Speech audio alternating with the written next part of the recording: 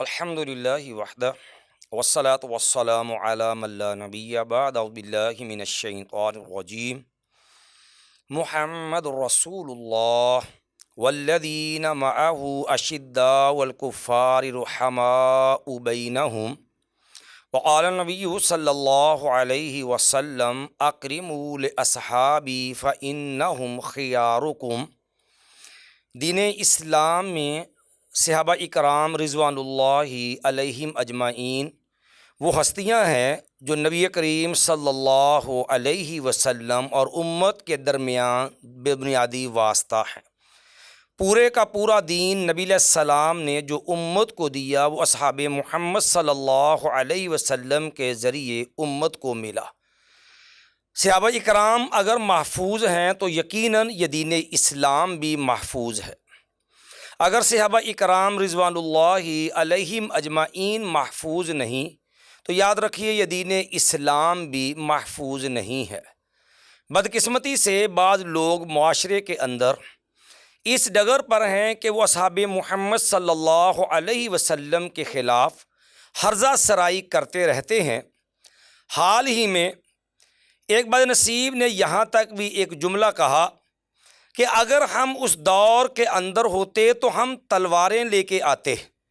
ہم اس دور میں تو نہیں ہیں، تلواریں تو نہیں لا سکتے،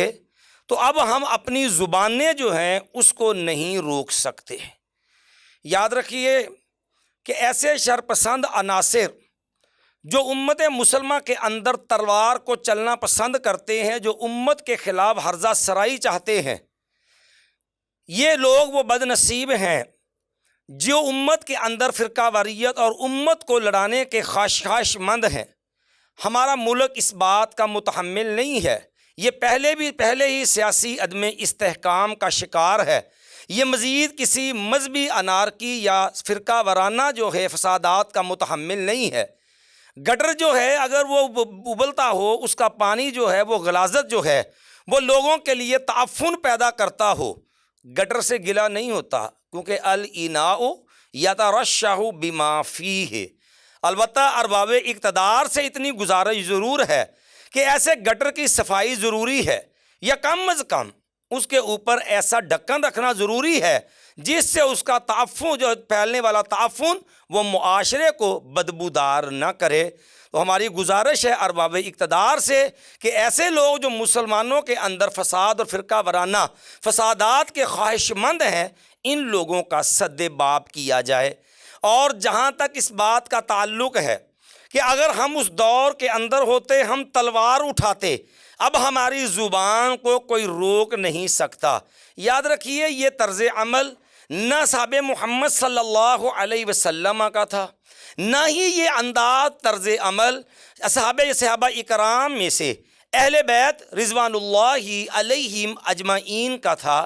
آپ سیدنا علی رضی اللہ تعالی عنہ کو دیکھ لیجئے۔ سیدنا علی رضی اللہ تعالی عنہ جن کے سامنے حدیث عمار بھی ہے رضی اللہ عنہ، جو سیدنا علی رضی اللہ عنہ جو اولا بالحق بھی ہیں، باوجود حدیث عمار کے سامنے ہونے کے، باوجود اولا بالحق ہونے کے، لیکن سیدنا علی رضی اللہ عنہ پسند نہیں کرتے تھے کہ امت کے اندر تلوار چلے، وہ نہیں پسند کرتے تھے کہ امت کے خلاف کسی مسلمان کی زبان کھلے، چے جائے کہ اصحاب محمد صلی اللہ علیہ وسلم کے بارے میں کوئی زبان کھلے۔ آپ ان تنازعات کو جو ہے ان مشاجرات پہ ایک نظر ڈال کے دیکھ لیجئے۔ امت کے اوپر جب پہلا معاملہ ایسا بنا جنگ جمل کی صورت کے اندر، معاملات جو تھے وہ تقریباً حل ہو گئے تھے، لیکن وہ فسادی اور وہ باغی گروہ جس کے افراد دونوں جماعتوں کے اندر جو ہے وہ شریک تھے،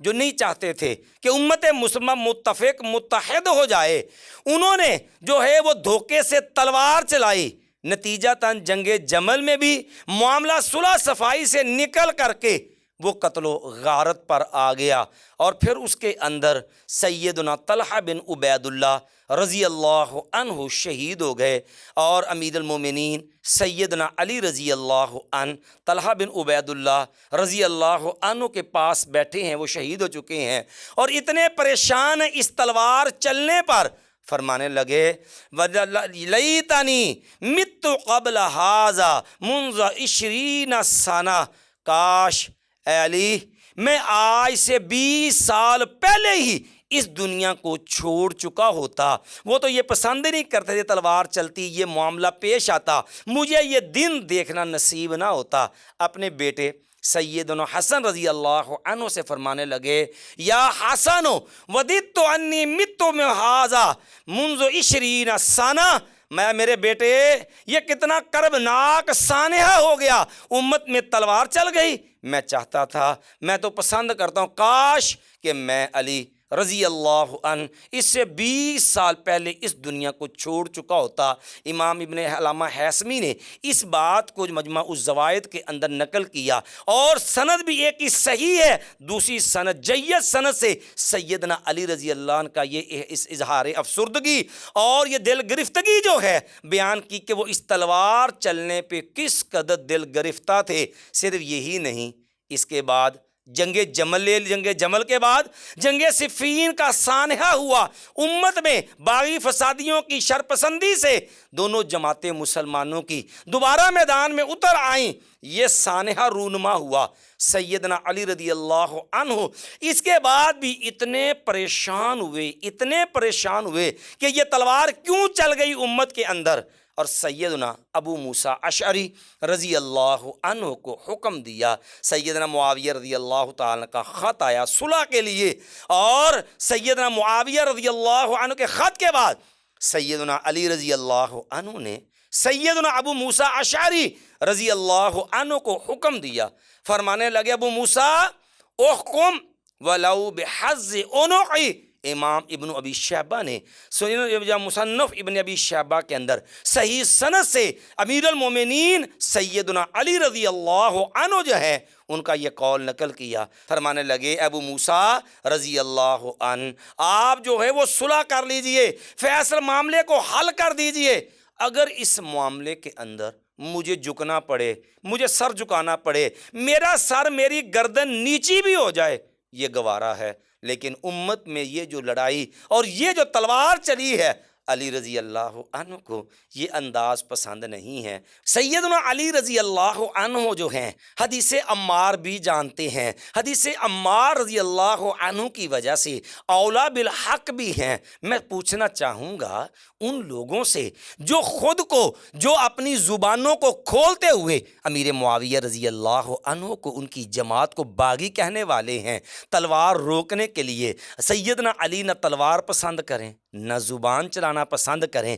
بلکہ سیدنا معاویہ سے صلح کر کے زبانوں کو بھی بند کیا، لشکر واپس ہو گئے، جماعتیں واپس ہو گئیں، دونوں طرف امت میں سکون ہو گیا۔ ہم پوچھتے ہیں لوگوں، سیدنا معاویہ کو باغی کہنے والوں، ذرا بتلاؤ تو صحیح، سیدنا علی رضی اللہ عنہ کی سیدنا معاویہ سے صلح کے بعد سیدنا علی رضی اللہ عنہ کی پھر پوزیشن آپ کیا سمجھیں گے، اور کہاں پہ سیدنا علی رضی اللہ عنہ کو رکھیں گے؟ سیدنا علی رضی اللہ عنہ قطعاً نہیں پسند کرتے تھے امت میں تلوار چلے، امت کے اندر جو ہے زبان کھلے اور کسی کی عزت جو ہے وہ پامال ہو۔ سیدنا علی کی یہی تربیت تھی۔ سیدنا علی رضی اللہ عنہ کے بعد اہل بیت میں سے آپ شہزادہ جنت سیدنا حسین ابن علی رضی اللہ عنہ کو دیکھ لیجئے۔ یہ لوگ جو کہتے ہم ہوتے تو تلواریں لے کے آتے، قطعاً ان لوگوں کا تعلق اہل بیت سے نہیں ہے۔ آپ شہزادہ جنت سیدنا حسن ابن علی کو دیکھیے، وہ حسن ابن علی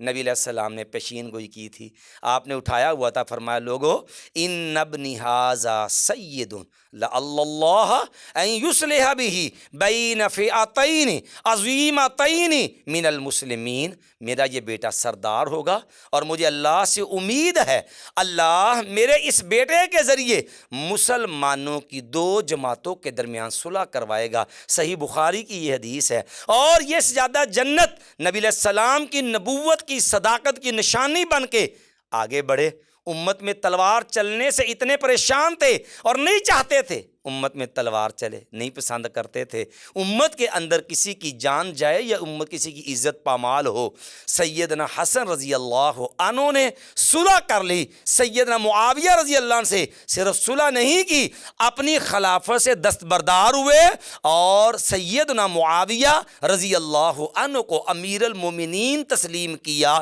ان کی رعایا بن کے رہے تاکہ امت میں تلوار نہ چلے، امت میں فسادی باغی لوگ ان کو امت میں تلوار چلانے کا موقع نہ ملے۔ آپ جو ہے شہزادہ جنت سیدنا جو ہے حسین ابن علی رضی اللہ تعالی عنہ کو دیکھ لیجئے، یہ دونوں میرے نبی کے شہزادے ہیں۔ نبی علیہ السلام نے ان الحسن والحسین سیدہ شباب اہل الجنہ، یہ جنتی نوجوانوں کے سردار ہیں۔ سیدنا حسین ابن علی رضی اللہ عنہ شہزادہ جنت ہیں، اہل بیت کے جو ہے وہ فرزند ہیں، اور وہ بھی پسند نہیں کرتے امت میں تلوار چلے، وہ بھی نہیں پسند کرتے کہ امت میں کسی جو ہے مسلمان کے خلاف کسی مسلمان کی زبان کھلے۔ 20 سالہ دور خلافت ہے، امیر المومنین سیدنا معاویہ رضی اللہ عنہ کا پورے 20 سالہ دور خلافت میں کوئی ایک موقع دکھائیے سیدنا حسین ابن علی شہزادہ جنت سیدنا حسین رضی اللہ عنہ نے کبھی تلوار نکالی ہو سیدنا معاویہ رضی اللہ عنہ کے خلاف، کبھی تلوار نکالنے کے علاوہ کبھی زبان سے کوئی جو ہے نازیبا کو کلمہ کہا ہو سیدنا حسین ابن علی رضی اللہ عنہ نے۔ میں ان نام نہاد حسینیوں سے بھی پوچھنا چاہتا ہوں کہ جو حسینیت کے جھوٹے دعوے دار ہیں، کام تو شیطانیت کے اور دعویٰ حسینیت کا کہ حسین ابن علی تو نہیں چاہتے کہ تلوار چلے، حسین ابن علی تو نہیں چاہتے کہ یہ ایسی زبان کھلے۔ میں ایک اور شہزادہ اہل بیت کا تذکرہ بھی ضروری سمجھتا ہوں، علی بن حسین بن علی سیدنا زین العابدین رحمۃ اللہ علیہ، پوتے ہیں سیدنا علی رضی اللہ عنہ کے، بیٹے ہیں سیدنا حسین ابن علی کے، اور جو ہے اہل بیت کے فرزند ہیں، لیکن سیدنا علی کے میر معاویہ رضی اللہ کی خلافت میں زندہ ہیں۔ کوئی اہل علم، کوئی آدمی بتلائے تو صحیح، کبھی شہزادہ جو ہے سیدنا زین العابدین رحمۃ اللہ علیہ نے کبھی تلوار اٹھائی ہو، کبھی انہوں نے زبان سے کوئی تبرہ کیا ہو، تو یہ سارے واقعات اس بات کی دلیل ہیں کہ اہل بیت نہ امت میں تلوار پسند کرتے ہیں، نہ امت پہ زبان چلانا جو ہے وہ اس کو پسند کرتے ہیں۔ اس لیے جو لوگ حسینیت کے دعوے دار یا اہل بیت کی محبت کے دعوے دار بن کے جھوٹے دعوے دار جو ہیں، ان سے ہم پوچھنا چاہتے ہیں لوگوں، یہ واقعات دلیل ہیں کہ ایسے لوگوں کا، ایسے شر پسندوں کا اہل بیت کے ساتھ کسی قسم کا کوئی بھی تعلق نہیں ہے۔ کہتے ہیں ہم ہوتے اس دور میں تو ہم جو ہے وہ تلوار اٹھا لیتے۔ ہم پوچھنا چاہتے ہیں حضرت اگر آپ اس دور میں ہوتے، پہلے یہ تو بتلائیے یہ گارنٹی کیا تھی کہ آپ مسلمان بھی ہوتے؟ بالفرض آپ اس زمانے میں ہوتے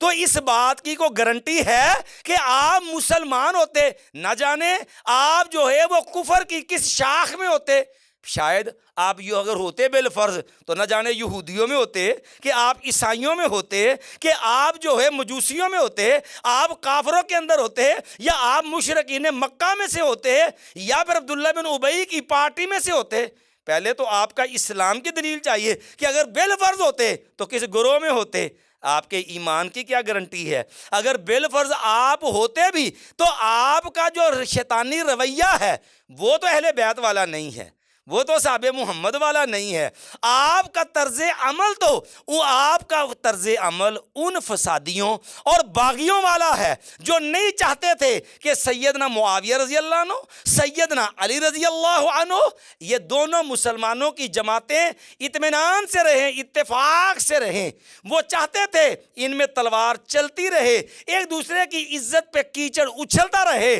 تمہارا شجرہ نسب جو ہے وہ ان باغیوں اور فسادیوں سے ملتا ہے جو اہل بیت اور دیگر صحابہ کو لڑانے پہ کھڑے ہیں، جن کا نظریہ قرآن کے خلاف، رحماء بینہم کی نص کے خلاف جو ہے اس بات پہ چلتا ہے کہ اللہ یعوذ باللہ یہ جماعت صحابہ اور اہل بیت معاذ اللہ یہ آپس میں معاذ اللہ مخالف تھے۔ یہ مخالف نہیں تھے، قرآن مجید کا 2 ٹوک فیصلہ نص ہے رحماء بینہم، اس لیے آپ کا شجرہ ماجرائے نسب آپ کے الفاظ کی روشنی میں وہ جو ہے وہ باغیوں اور فسادیوں سے ملتا ہے۔ اہل بیت سے آپ کا کسی قسم کا دور کا بھی تعلق نہیں ہے۔ لیبل آپ خواہ حسینیت کا لگائیں، خواہ آپ اہل بیت کی محبت کے جھوٹے جو ہیں وہ دم بھرے، لیکن یاد رکھیے حقیقت جو ہے وہ انسان کے کردار کو واضح کر دیتی ہے کہ یہ فرد کس گروہ سے تعلق رکھتا ہے۔ اس لیے ہم یہی آخر میں عرض کریں گے، ظلم نہ کرو، جفا نہ کرو، شرم کرو، حیا کرو، صحابہ اکرام و اہل بیت سے وفا کرو۔ ہداکم اللہ، اللہ آپ لوگوں کو ہدایت نصیب فرمائے۔ اقول قولی ھذا استغفر اللہ لی ولکم ولسائر المؤمنین۔